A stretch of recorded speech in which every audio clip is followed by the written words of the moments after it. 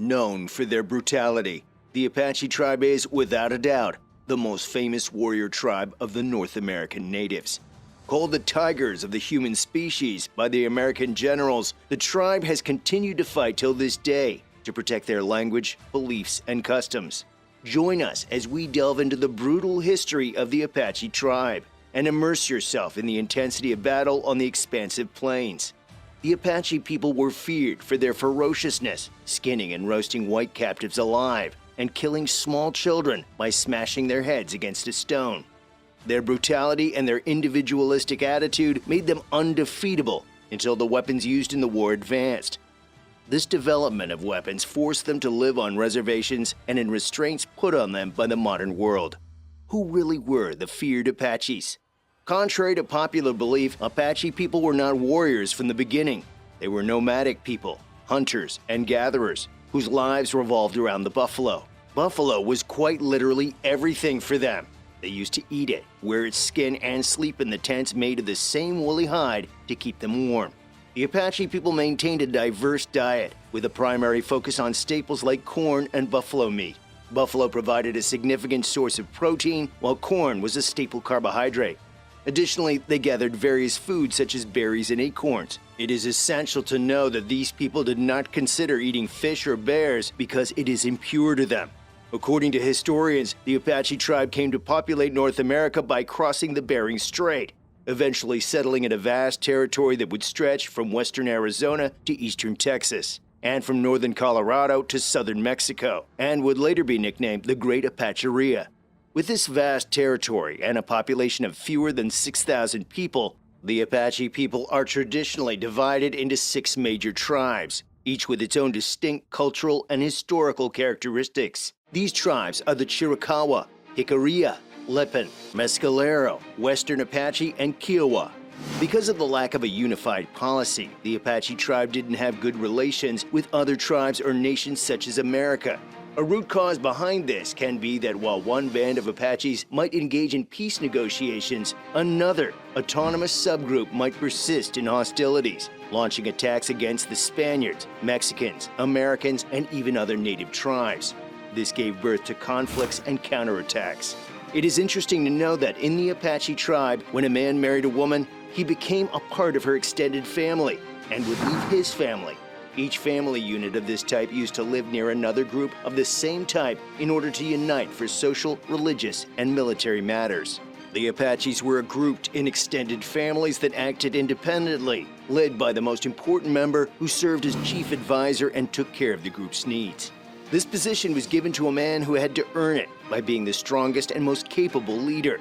However, this doesn't mean that women had a lesser status in the tribe. To hunt, the Apaches used bows and arrows, fashioning arrowheads from chipped rocks to create sharp points. Bowstrings were crafted from animal tendons, showcasing their resourcefulness in utilizing available materials for hunting tools. For transporting their teepees, their home, and belongings during migrations, the Apache used a device known as a travois. Essentially a sled, the travois could be loaded with items and then pulled by a dog. With the introduction of horses by Europeans, the Apache adapted their methods, utilizing horses to pull the travois. The increased strength and size of horses allowed for larger travois, enabling the Apache to carry more possessions. The Apache people held a profound spiritual belief in the presence of supernatural beings who lived with them. They perceived these spirits as omnipresent, capable of manifesting anywhere in the natural world. Central to their spiritual beliefs was Usan, their primary deity, who they believed placed them on Earth. The Apaches had a strong moral dimension with a clear distinction between right and wrong. This extended not only to human actions, but also to the perceived nature of animals. Apaches believed that animals could be classified as either good or evil based on whether they caused harm to individuals. Despite spending most of the time on battle preparations and survival, the Apache people recognized the importance of celebrating key rites of passage in their lives, such as birth, entering adulthood, marriage, and death. One of the most important ceremonies among the Apache was the sunrise dance, a vital celebration marking the transition of young women into womanhood, typically around the ages of 13 or 14. The sunrise dance was a 4-day ceremony during which the participating women engaged in continuous dancing, serving as a test of strength and endurance. This celebration held deep cultural significance and reflected the Apache people's commitment to honoring and commemorating important milestones in the lives of their community members. It is noteworthy that many Apache celebrations, including the Sunrise Dance, adhered to a 4-day duration, emphasizing the cultural significance and symbolic importance embedded in these events. The Apache people developed a multifaceted subsistence economy that encompassed diverse activities such as hunting, gathering natural foods, farming, and engaging in trade. Additionally, they obtained food and other resources through cattle hunts and raids on Pueblo settlements. Throughout their history, the Apache engaged in a practice of raiding, targeting enemy tribes, and occasionally even other Apache bands. These raids were conducted for various purposes, including acquiring livestock, food, or captives. Typically conducted in small parties with specific objectives, these raiding activities were distinct from large-scale warfare. Notably, the Apache rarely united to form large armies of hundreds of men. The raiding strategies employed by the Apache were often opportunistic and focused on achieving specific goals, rather than engaging in prolonged conflicts. Raiding was traditional for the Apache, but Mexican settlers objected to their stock being stolen. As a result, when tensions started escalating between the Apache and settlers, the Mexican government passed laws offering cash rewards for Apache scalps. Strict rules and laws of the tribe. Apache worshiped their land, customs, religion, and laws. For them, following rules was not a choice, it was compulsory, whether they were celebrating a festival or going to war. In the Apache tribal justice system, when a member of the tribe is wronged by another member, they have the option to personally address the issue or bring a complaint to the chieftain. If the offended party is unable to confront the wrongdoer directly and chooses not to file a complaint, another individual may step in and inform the chief of the misconduct. This initiates an investigation or trial. During the trial, both the accused and the accuser are allowed to present witnesses without interruption, and these witnesses are not sworn under oath, as the belief is that they would not provide false testimony in matters concerning their own people. The chief presides over these trials, with additional leaders joining in serious cases. The primary determination is whether the accused is guilty or not. If found not guilty, the matter concludes, and the complaining party forfeits the right to seek personal vengeance. However, if the accused is deemed guilty, the injured party sets the penalty, typically confirmed by the chief and associates. Other than this kind of court, the Apaches also have a strict code that they live by for different aspects of their daily life. In situations where children are orphaned due to the consequences of war or other circumstances, such as the death of both parents, the chief of the tribe holds the authority to adopt them or distribute them to others as he sees fit. Additionally, tribe members who have been outlawed have the option to take their children with them if they want to. However, if they decide to leave the children with the tribe, the chief takes on the responsibility of deciding the course of action for the orphans. However, it is important to note that no disgrace is associated with the children in these situations. Another example of how the Apache people stick to their code can be seen when they are visiting certain places like Salt Lake. When visiting this lake, Apache people were not allowed to even kill game or attack an enemy. All creatures were free to go and come without molestation. As mentioned earlier, going to war is a big occasion for the Apache people, and they have very strict rules regarding that. A young individual must have gone with the warriors of his tribe 4 separate times on the warpath if he wished to become a warrior. Each journey is important in its own way and teaches something to the young individual. The conditions and expectations for the youth during these expeditions are rigorous. During the first trip, the aspiring warrior is provided with only inferior food, and they are expected to accept this without complaint. Throughout all 4 expeditions, the young warrior is not permitted to choose their own food, but must eat what is given to them. Furthermore, the youth acts as a servant during these warpath experiences. They take on responsibilities such as caring for the horses, cooking food, and performing various duties without being told. The expectation is that the individual learns what needs to be done and takes initiative in fulfilling these tasks without waiting to be directed. Communication during these expeditions is limited. The young warrior is not allowed to initiate conversation with other warriors unless responding to questions or when explicitly instructed to speak. This emphasizes discipline and respect within the context of the warrior initiation process. Additionally, a key aspect of the youth's learning is to acquire the sacred names associated with everything used in war.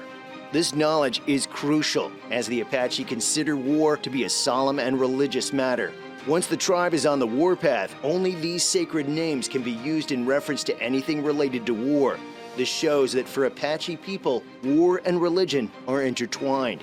After the Council of Warriors had concluded its deliberations and preparations for the warpath, a ceremonial dance would be initiated among the Apache. This dance involved the usual singing, led by the warriors and accompanied by the rhythmic beating of the esidadine. However, this dance was characterized by a heightened intensity, featuring more violent movements, yells, and war whoops, at times nearly drowning out the music, contributed to the spirited atmosphere. It is worth noting that this dance was not for everyone of the tribe. It is special, sacred, and can only be performed by warriors. After the war party has returned, a modified version of the war dance takes place among the Apache. In this ceremony, warriors who have brought scalps during battles display them to the tribe. As the dance begins, these scalps are elevated on poles or spears and are carried around the campfires. While some elements of the solemnity from the war dance persist, there is a noticeable increase in levity compared to the more serious tone of the war dance. During the scalp dance, yells and war whoops, often accompanied by the discharge of firearms, contribute to the celebratory atmosphere.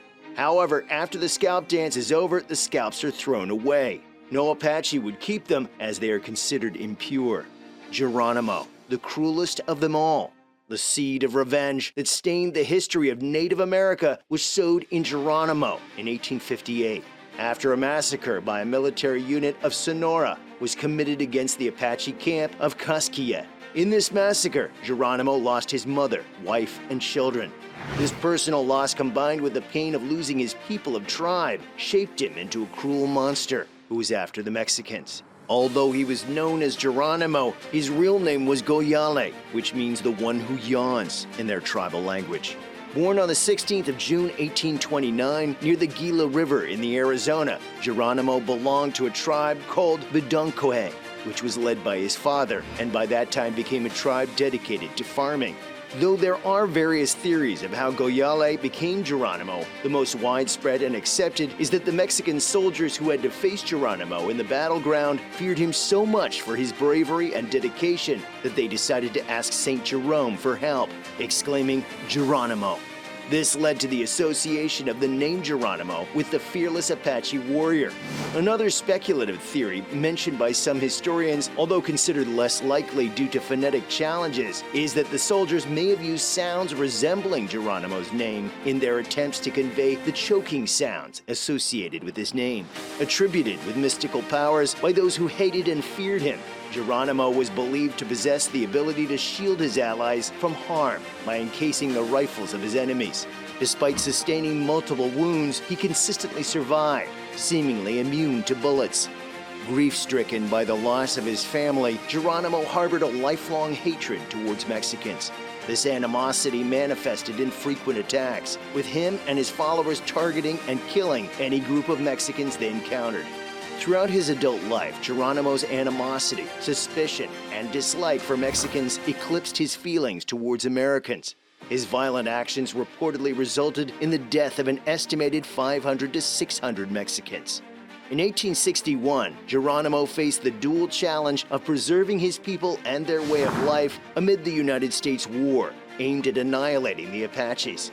The American authorities committed atrocities, including the killing of women and children, forcing Apache chiefs to seclude themselves and their people on reservations. Unwilling to accept these oppressive conditions, Geronimo refused to live in captivity. His resistance marked him as an opponent, and he became a significant challenge for the U.S. as he fought vehemently against the intrusion on Apache territory and culture. Emerging as a symbol of ideological support for Apache resistance, Geronimo became a formidable adversary, viewed as a menacing figure by U.S. citizens during a decade-long war.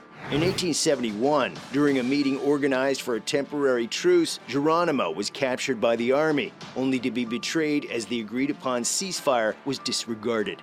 Subsequently, Geronimo spent 4 months in prison before being transported, alongside his fellow Apaches, to the San Carlos Reservation.